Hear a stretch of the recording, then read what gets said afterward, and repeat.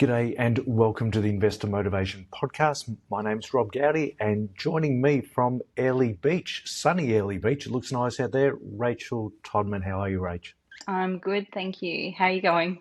Very well, thank you. You've made the move from Victoria's winter all the way up to North Queensland, not far north. Is there a bit of a Yeah, difference? bit of a difference. So yeah, we're in northern Queensland, not far, not right up the top, Not but yeah, we're close. right. We're close. So Fantastic. yeah, winters feel a little bit different here, so which is nice. But Terrific. yeah, Yeah, and Rach, you are obviously looking after people in Queensland, but as we have done for many years now, looking after people online all over Australia. So whether it's absolutely. local to Airlie Beach or anywhere in Australia, you're still available, and also looking after your clients here in Horsham as well. So Yes. big move. Yeah, just spreading the footprint a little bit wider for consortium, I suppose. Yeah, giving more access as well as we do both physically, but yeah, online as well. So, Fantastic. Today's chat, what are we chatting about, Rach? well, we've had, yeah, a lot of, I suppose, feedback on social media, negativity about changes in the government and how it's making it harder for Australians to build wealth. Yeah, so we'll just have a bit of a chat about that, the impact that it's, yeah, having on people as well as, yeah, our thoughts. Yeah, and I think where this one started from is from I suppose, a comment that landed on one of my videos, which was essentially saying that for the average, salary Australian, that it's near impossible to create wealth. So Yeah. it's nearly like they've given up and it's just impossible. So why even try? And obviously they're referring to capital gains tax rules. Obviously, Rach, we probably need to absolutely acknowledge cost of living has changed in recent times. Yeah, yeah, it's a real factor. Everyone is feeling it across the board, and it is creating and having an impact for people.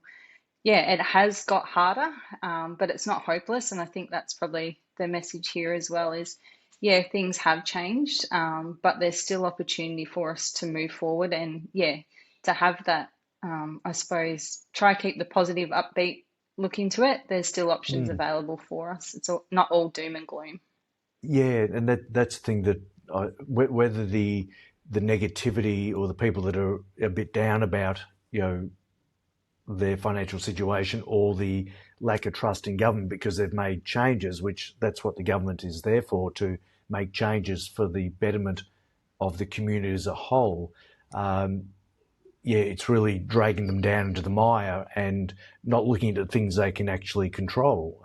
And this is where we will go through and unpack whether you can still become financially wealthy and independent here in Australia, despite the negativity we're seeing, despite some changes that we've seen. And yeah, pretty keen to unpack that and discuss whether, very boringly, we can save our way through to retirement.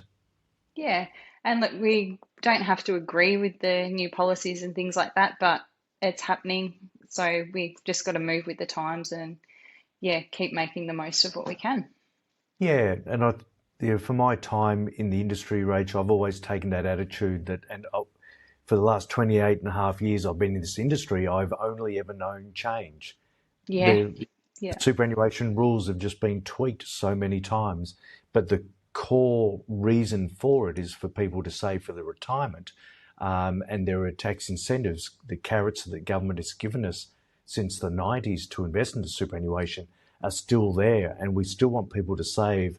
Oh, they want people to save so future governments don't need to pay pensions out. So the yeah, core reason for superannuation is still there, but superannuation is obviously just part of the puzzle. It's not the whole puzzle either.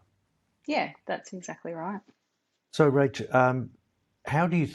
A question for you: how is wealth built generally here in Australia? Does it happen overnight? Is it that one lucky investment, or is it a bit slow and a bit more boring? Yeah, exactly that. Yeah, it's not a lottery win or some big windfall that people have wealth. It's slowly built over time through dedication and consistency. So that core message will never change when it comes to investing and building wealth. So yeah, as we said, it's not that windfall. It's hard work and dedication and consistency. Yep. And and this is not really referring to where obviously that hard work and consistency. We're talking about, that a certain amount of income comes in to each household. Unfortunately, now because of house prices, a lot of that income is going towards meeting those needs. That Yeah. obviously, has a huge, obviously negative downside to cash flow, but you need to save some of that. We Hmm. have compulsory superannuation savings, so the government has legislated many years ago that your employer will put X amount of money away into your superannuation, so that happens. You can put extra money in, and it's these small things that happen over a long period of time that moves the needle. So whether it's concessional contributions to superannuation, whether it's after-tax money into non-superannuation investments, just simply into your individual name or your joint name. And I can already hear some people saying, yes, but Rob, if we invest into our own names, the new capital gains tax will take all of the money. We take on all the risk. And this was part of the comment. We take on all the risk, the government gets all the return. Yeah. What's your take on that one, Rach? Yeah. Look, yeah, I'm definitely hearing that a lot as well. The government does take on, I suppose, risk for us, or does contribute. So things like, even with the new changes in regards to the budget, they're still letting us have or carry forward losses. So we're Yep. getting the gain. We're not, it's difference in how the gain is taxed, obviously, but it's also they're sharing some of the risk or losses with us that we can still carry that forward with portfolios. Things like franking credits on Australian shares, that's remained untouched, so we don't get taxed twice, nor should we. Yes. Our homes are still tax free, as they should be, but they're our biggest asset in Australia if we're lucky enough to own one.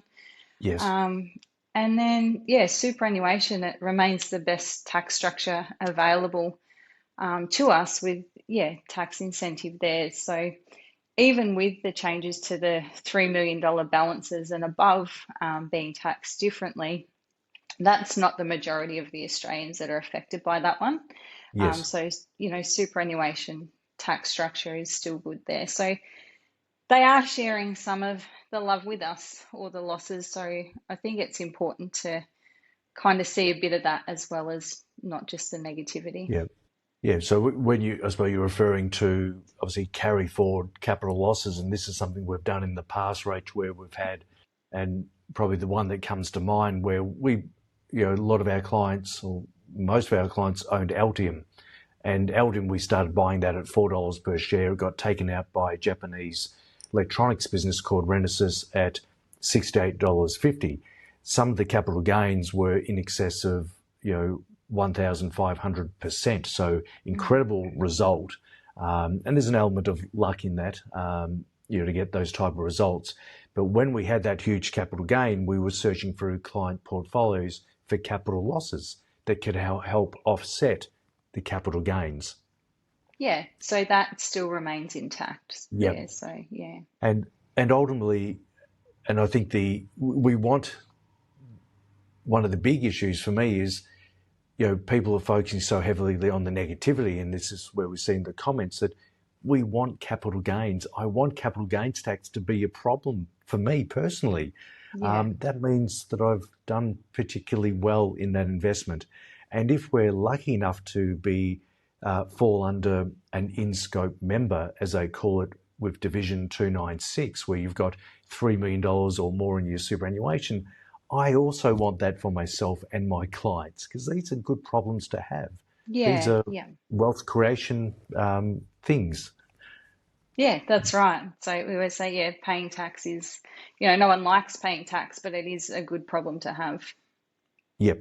And acknowledging that, when we pay tax, are our governments always efficient? I think we know the answer to that. Probably no, not always efficient. There will never be any perfect, but our taxes go towards an imperfect country, but a Yeah. good country where we Yeah. do have healthcare, education, and obviously reasonably well policed. I said not perfect, but better by global standards. So Mm. when we're talking about actually building wealth and our running sheet, Rach, if you have a look at that, where someone invests $100 per week for 30 years at 6%, Mm-hmm. you get you over $435,000. With the majority of that is the growth of the return on the investment, the compounding interest. So Yeah. um, these are the boring stuff that we refer to right at the start. That if you've got X amount of money going to super, in addition to your employer contributions, and you're doing this outside of superannuation as well, in case you want to retire prior to age 60, then it can be done. Yeah. You, Yeah. Yeah. And it's even building wealth comes down to simple things like, as we I said in the past, and we'll keep saying, if you spend, less than you earn, and keep yourself in check with things. So even if you get your pay increase, your lifestyle creep can kick in. So being mindful of those things, as well, like they're the basic foundations of building wealth as well, and yeah, having, emergency buffers, things like that, the boring stuff. So the emergency buffer, if something goes wrong, then again you've got something to fall back on rather than chipping into your investments or savings there. yeah. Yeah. So what you're saying there, Rach, is build up that emergency account Yeah. for have X amount of dollars there. That should be something goes wrong with the car, you've got some cash there. Once you get that to a level that you're happy, that covers off a certain amount of months of living, then you start investing after that. Yeah, that's right. Yeah, And investing can look in so many ways, like we said about, you might have a portfolio or something in your individual name. You might put some into super. So lots of different layers, but it's, just consistency. Um, mm, and putting some thought into it. yeah. So consistency of the habit of saving and then Hmm. investing. Now let's cover off on that point around investing. So the numbers we just had then was 6% over 30 years, and we Yeah. know that share markets, on average over decades, let's just call it around 10%. For six that 4% extra, 6% to 10% make a monster difference. So how do we get that higher return rate? So it's knowing how you're invested as well, and making sure that you do have exposure to growth assets, such as the share market, and also compared to, because we want to beat inflation at the end of the day and some. So if Yes. we're too conservative and put it all into cash, then that's a risk in itself. So we want to aim for having different types of investments around us as well that give us that growth over the long term. Yeah, fantastic. So the way we invest is really important. So Yeah. too conservative, you won't get any short-term volatility, but you're going to have the long-term risk of losing the purchasing power of your money. Hmm. Investing into businesses via the world share market, you're going to get a heap of short-term volatility. But if you're a Yeah. long-term investor, you'll reap the rewards of businesses making their products and services better over a long period of time. And Yeah.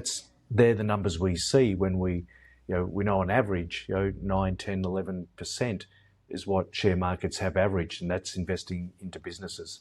Yeah. So And yeah, sorry, I go was for going it, to Rach. say the structure as well, how you're invested. So, there's obviously tax implications on stuff in your individual name. You've got exposure to the share market and tax concessions within super as well. So, it's all about structure as well as choosing your investments. Cool. And I think it's worth acknowledging because quite often we get the question as advisors, should I invest into shares or should I invest into superannuation? Yeah. Yeah. Always get that. Well, you can invest into superannuation and then you invest into shares within your superannuation. You can do both. Yeah, Um, that's right. Just being yeah, mindful of access with superannuation is, always a consideration as well. So, okay. Yeah, yeah. that that's the downside, that you've got to be at least age 60 before you get any access to your super. So Rach, one point that I always think's really important that people are saying, obviously the negativity towards the capital gains tax changes, and that, yeah, it's also assuming that you actually do sell. That one, that you get a Mm. capital gain, and two, that you actually sell it. Do you have to sell? No, that's right. You're not forced to sell. People do need to sell at certain times, but if you're in a position that you've invested for the long, over a long period of time, yeah, you can have it sit there as long as you like. So, yeah, the Yep. government's not dictating that you've got to create this capital gain. It can just be there. Yep. And I had a few discussions with people, within the comments section, sort of saying, well, you have to sell at some point, and I was saying, no, you actually don't have to sell at some point. And obviously, it depends on the size of the portfolio, but Rach, you and I have both dealt with many people that have inherited, some amazing, portfolios full of very high quality businesses that were built, going back decades again, Hmm. those early 90s portfolios, which can still be done today, just probably with different names in the portfolios. But those portfolios that are, then inherited by the beneficiaries provided incredible income for the people that built them, and it's now providing incredible income for the next generation. And we're still not particularly selling down to fund people's income on Yeah, these larger portfolios. yeah, that's right. So, yeah, again, it doesn't affect them unless they sell, as in the person inheriting that portfolio. So, again, not forced to sell, but yeah. Yep. And when it comes to, I suppose, capital gains as a whole, if we say, what's the worst tax it would be? The worst tax rate you can pay is 47%, and you've got to Yeah. be earning over $190,000 before you're in that top marginal tax rate. Hmm. So I suppose, just to close it out, what would be, obviously, some of the key message from you, Rach, that for people to, to just put the negative aside for the moment, say, right, how do I create wealth and financial security for yourself and your family, over the coming years and decades? Yep. So I guess, yeah, acknowledging again that it is harder. We acknowledge that, yeah, there is stress on the household budget, but yeah, start simple, and be consistent with it. You don't have to overcomplicate things either. So come up with a master plan, just actually do something. Um, and the But consequence, what sorry, does that mean, Rach, when you say do something? What should do people something. physically do? Yeah. So physically, if you can put $20 a week into an ETF or an investment Yep. like that and starting up, like, or if you can build up a savings account, or you can contribute a certain amount into superannuation, Yes. make it all automated on a regular basis so that you're not thinking about it and it fits into your cash flow. Um, so yeah, I guess those things, and giving your investments time as well to compound over it with it. But Great. yeah, the tax structure, tax is going to be there regardless, no matter what we do. So I think it's important that we just, carry on regardless, while knowing it's there in the background. Yeah, we do want this tax problem, though. Whether that's, Yeah. say, okay, well, I won't invest into superannuation right now because I'm too young. I'll invest outside of super, but the income will affect my, the tax that I pay. Well, if that's the case, then you increase your contributions to super to help bring the tax down on that extra income you earned. Yeah. Um, so what you're saying is, spend less than you earn, set up a savings plan where investing regularly. I'm Hmm. also suggesting people understand the share markets and invest into businesses where you'll get the best return over a long period of time. Do this within superannuation because that's tax effective on the way in and within, compared to our own names, but have a combination if you choose, and then do it over decades. Yeah, that's right. And yeah, the markets will go up and down. So yeah, just don't panic, and yeah, stay calm. And like I said, we'll just carry on. carry on, Yeah. keep investing, Yeah. keep it boring, and just do it over a very long period of time. Yeah. And expect that there will always be changes to superannuation law, tax law. It's just normal. Yeah, that's right. Yeah, Yep, it absolutely. is normal. Very good. Thank you, Rach. Where can people find you if they want to, learn a bit more from you? Yeah, so just on your standard social media, so Instagram, Facebook, and TikTok, just under Rachael Todman. Awesome. Thanks, Rach. And if anyone's got a topic or a question that you would like us to cover, please let us know in the comments or however you're watching this. We're more than happy to do a bit of a deep dive and study a little bit further. Rach and I are going to definitely do one on the Help to Buy scheme, which is Mm, quite an interesting one, as we had a really good chat earlier about what that looks like and how might people use it. So that'll be one we'll cover off in the next couple of days. Thank you, Rach. Thank you for everyone thanks, for Rob. listening and supporting the channel, and we'll catch you next time. Cheers. All right, thanks. See you.